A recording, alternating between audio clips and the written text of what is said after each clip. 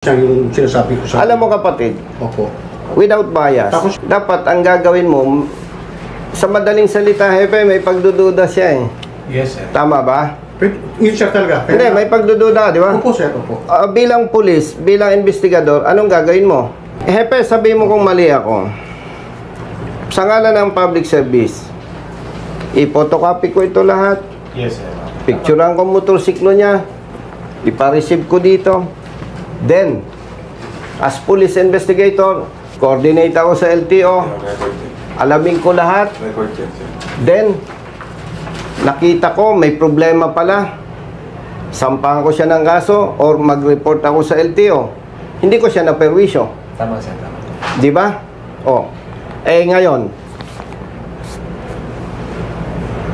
kung after the investigation lumabas, wala siyang sabit, may lisensya siya, may papel ang motorsiklo, hindi expired, anong sasabihin ng police hepe sa katulad niya?